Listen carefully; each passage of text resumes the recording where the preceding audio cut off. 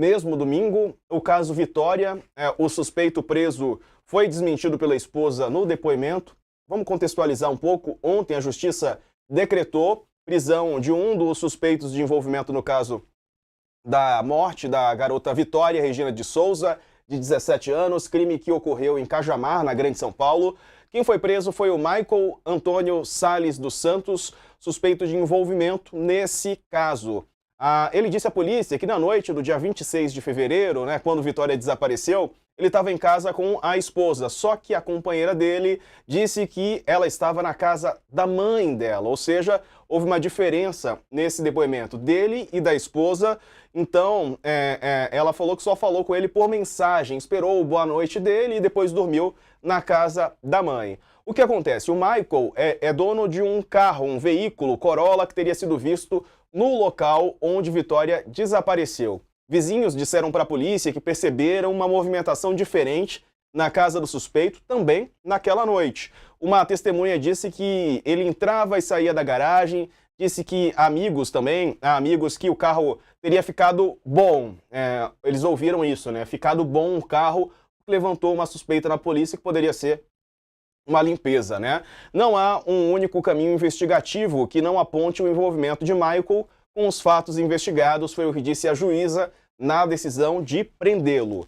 Bom, outro lado, a gente está atrás da defesa e do próprio Michael, mas até agora ainda não conseguimos contato. É claro, a reportagem no nosso site está aberta para o posicionamento dele e da defesa dele, da família, enfim, o espaço está aberto. O suspeito também pediu para que publicassem nas redes sociais, segundo a decisão, que o envolvimento no caso dele, nesse caso, era uma mentira, uma fake news. Ele passou por audiência de custódia, um procedimento padrão, exame de corpo de delito, a audiência de custódia para verificar se está tudo ok com a integridade dele e, portanto, tudo ok, ele segue para o sistema penitenciário. Chegou ontem à noite à cidade, foi levado de volta a Cajamar, ele estava em Franco da Rocha, e vai ficar detido temporariamente. A polícia também pediu a prisão temporária de outro suspeito, identificado como Daniel Lucas Pereira, mas a justiça negou. A juíza autorizou busca e apreensão na casa dos dois investigados, inclusive do Daniel, que não foi preso. Bom, você está vendo imagens aí de câmeras de segurança que mostram Vitória saindo do trabalho. Ela caminha em direção ao ponto de ônibus no dia 26 de fevereiro, naquela noite. Ela entra no primeiro ônibus, manda mensagem para a amiga como se estivesse bem, segundo o delegado que investiga o caso. Depois pega um segundo ônibus e suspeita de 2 homens. Ela manda outra mensagem para a amiga, diz que está com medo de estar sendo seguida. A Vitória desce do ônibus, enquanto um dos homens continua no veículo. Outro desembarca. Esse segundo suspeito a acompanha até um ponto de ônibus, perto da casa dela, segundo a investigação também, E a partir desse momento, o carro é visto, o Corolla, que seria do Michael, que está preso. Ela também fala para a amiga que 2 rapazes, num outro carro, mexem com ela, Uma espécie de assédio. Gustavo Vinícius Moraes, ex-namorado de Vitória, também é investigado. A polícia já sabe que ele estava próximo do local do crime no momento em que Vitória desapareceu e ignorou mensagem da ex-namorada. Naquela noite, ela pediu uma carona depois de sair do trabalho e o Gustavo não respondeu. Fato é que no primeiro depoimento, Gustavo alegou que não viu a mensagem porque estava no encontro com uma menor de idade e só acessou o WhatsApp às 4 da manhã. O corpo de Vitória foi encontrado na última quarta-feira com sinais de tortura num bairro que fica na zona rural da cidade de Cajamar. Forte, mas ela estava degolada, com a cabeça raspada, tinha marcas de facada no rosto, as mãos estavam enroladas num saco plástico para evitar que as unhas ficassem com algum resquício de DNA, de pele ali, enfim, dos assassinos, segundo o delegado. A polícia também investiga envolvimento da facção criminosa no crime, segundo o delegado. A jovem foi encontrada com o cabelo raspado, o que pode ser um indicativo, mas claro, ainda não confirmado. Os policiais encontraram ontem um local para onde Vitória foi levada antes do crime, segundo a Secretaria de Segurança Pública. Disse que o local foi periciado e alguns objetos foram apreendidos. Bom, comigo a professora da Escola de Sociologia e Política de São Paulo, a antropóloga Isabela Calil. Isabela, acho que não tem nem muito o que comentar sobre esse caso, É mais observar as investigações e aguardar. A gente falou ontem, é o Dia Internacional da Mulher, um dia de luta para as mulheres e um caso de homicídio, feminicídio, né, que está sendo investigado, algumas possibilidades, algumas linhas de investigação, é claro, aguardar para ver qual vai ser, de fato, né, a linha definitiva e aqueles suspeitos que efetivamente vão ser responsabilizados por esse crime cruel, né, contra uma jovem e uma adolescente. Uma boa tarde. Boa tarde, Diego. É um prazer estar aqui. Você tem toda a razão. É difícil comentar, mas eu acho que tem uma... Pra gente, né, que lida com notícias, com comentários, isso abala qualquer ser humano, né? Nos abala profundamente. Mas tem uma coisa que eu acho que vale a pena comentar, que é a quantidade de riscos que essa jovem correu simplesmente por fazer um trajeto dentro da cidade, né, no transporte público. Porque o que a gente tem notícia é que ela enviava mensagens, né, para uma amiga dizendo, olha, tem um homem que está, enfim, aparentemente me seguindo, tem um outro carro que eles mexeram comigo, enfim. Então, acho que isso, infelizmente, nos mostra o quanto em um trajeto relativamente curto, no transporte urbano, meninas e mulheres indo para o trabalho, indo para a faculdade, para estudar, enfim, são expostas a uma série de riscos, né?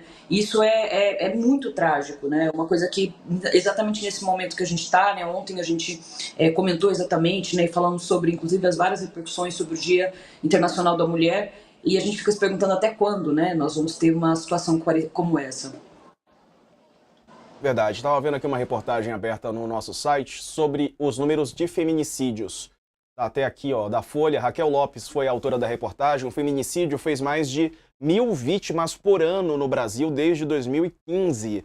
Desde a aprovação da lei que criou o feminicídio há 10 anos, o Brasil registrou pelo menos 11.859 vítimas, segundo dados de janeiro até janeiro deste ano do Sistema Nacional de Informações de Segurança Pública.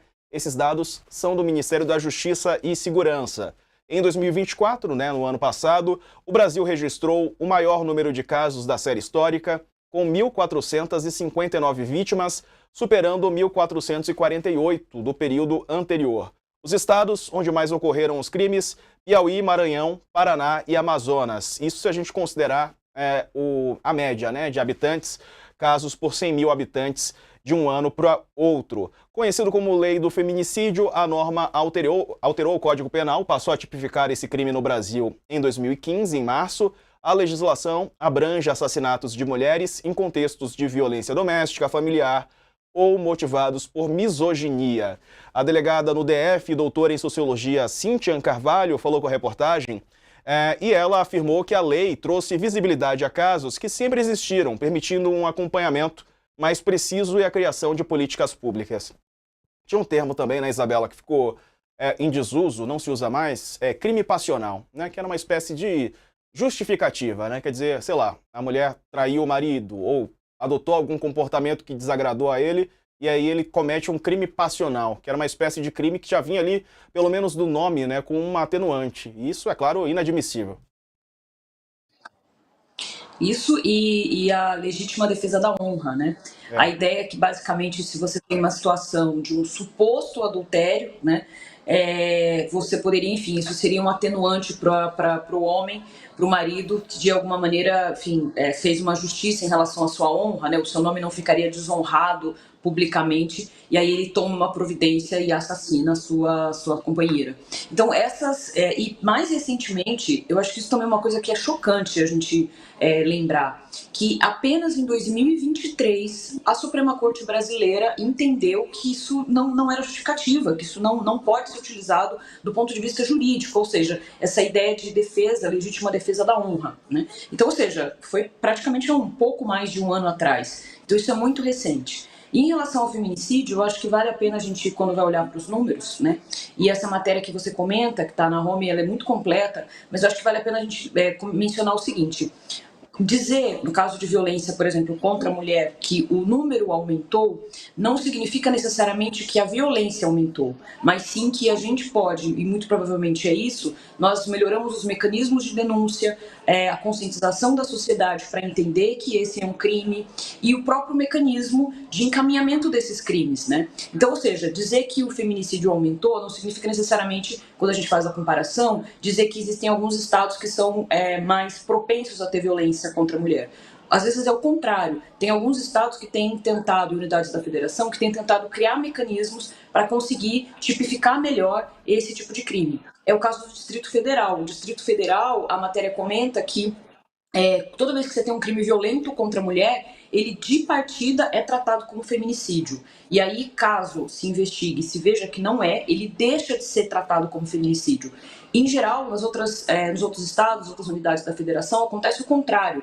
Você precisa, enfim, a investigação precisa provar depois que tem indício de feminicídio. Então, ou seja, parece uma mudança pequena do ponto de vista processual, mas ela é muito significativa, porque, de fato, toda vez que você tem uma morte violenta, né, isso levanta suspeitas de que pode sim ser um feminicídio.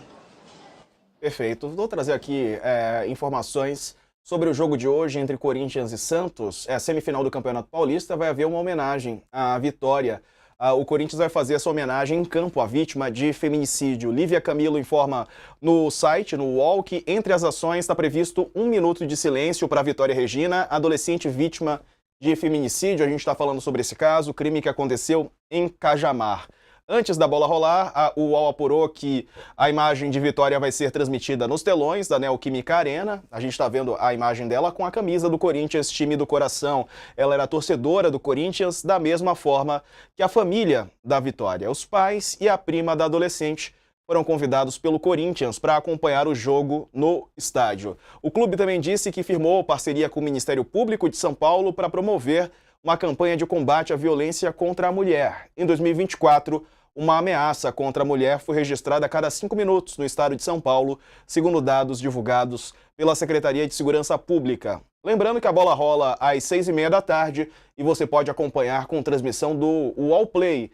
Vai aparecer o QR Code aí no canto da tela, você pode apontar a sua câmera para o QR Code e assinar, portanto, os planos do UOL Play. Se não aparecer agora, vai aparecer ao longo da transmissão. É claro, a gente vai mostrar outras vezes para vocês. A transmissão vai ser do Milton Leite, com comentários do Juca Kfouri e também do Júlio. O Júlio vai estar conosco também para comentar essa transmissão. Bom, Isabela, só para a gente arrematar aqui, muitos casos de violência contra a mulher ocorrem em dias de partidas, né? Dias de jogos de futebol. Depois dos jogos, o cara fica ali insatisfeito com o resultado e desconta na esposa, que é claro não tem nada a ver com a história, mas estudos mostram, né, que esses dados de violência aumentam depois de partidas, depois de dias de jogos de futebol, por conta desse comportamento aí ridículo, né, de alguns companheiros.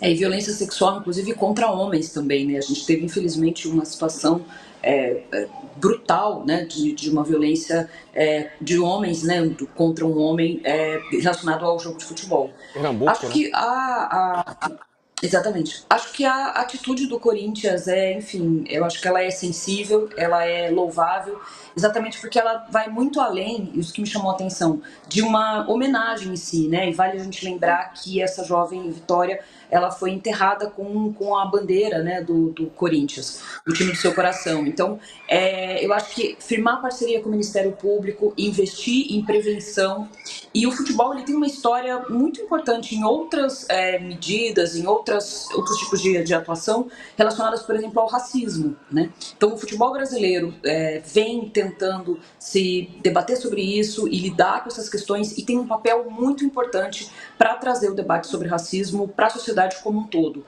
E acho que violência de gênero é um outro passo e é fundamental que a gente tenha esse debate nos espaços que estão relacionados ao futebol. Não só porque a gente tem jogadoras mulheres e pensar a desigualdade em campo, no esporte em si, mas entre os torcedores, né? E pensar as relações de gênero que o esporte dá a possibilidade da gente poder debater e pensar formas de prevenção, de conscientização, que precisam andar juntas com punição, né? Porque também só punição, ela não é efetiva, né? A gente precisa, de fato, conseguir debater sobre isso e pensar maneiras de prevenir esses crimes também.